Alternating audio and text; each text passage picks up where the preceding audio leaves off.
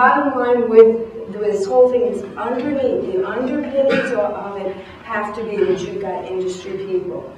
I always tell people who are starting into this for the very first time, this is not about a huge scale. You don't have to have, at this point we have probably at least 150 companies across the sectors who talk to us all the time. You can start with 2 or 3 companies in a certain sector who just really are willing to be in this relationship with you. It's not about gigantic scale. And in our early work, we probably had 2 tables, one of healthcare, one of manufacturing, and maybe like 7 or 8 companies at the table with us in each of those sectors. So you don't have to start big, you just got to get started. In this, and so this is the part right now, and when Seth starts talking about the work that we're doing, in this relationship with business has really helped us understand kind of what you're in right now as far as preparing a workforce.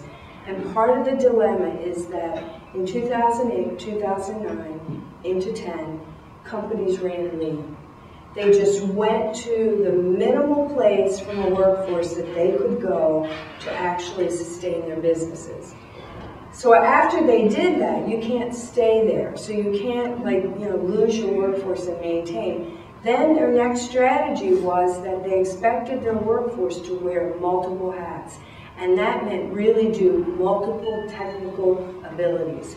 So we've talked with many companies, and this is across all sectors, where the person who's managing the floor or managing whatever the process is expects they have workers who can actually move from this job to this job to this job, from this shift to this shift, to different teams, and really can be flexible. The challenge to us when you're working with a disadvantaged population is how in the heck do you actually queue up people to do that? How do you get them so multi-tooled that they can actually be competitive in this kind of a marketplace? And so from our work with businesses, this is some of the insights we've gotten, and some of the career pathway work that we've developed is getting us there.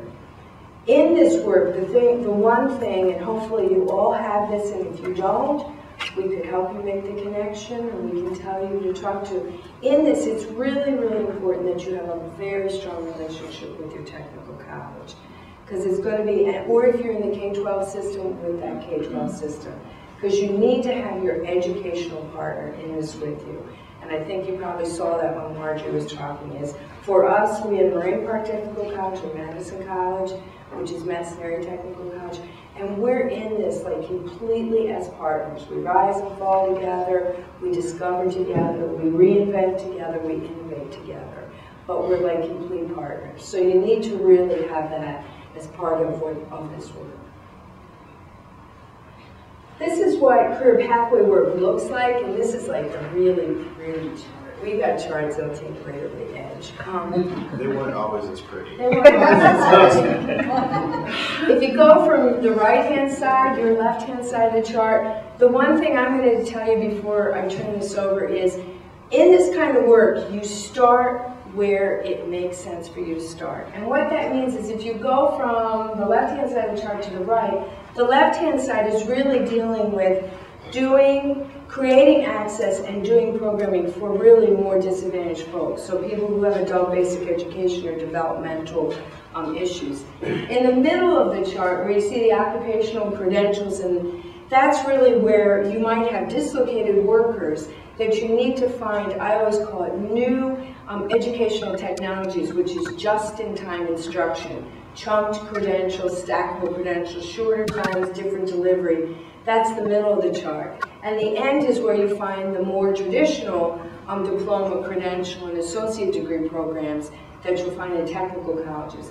If you're ever going to get into this work, you start on this chart where you can start.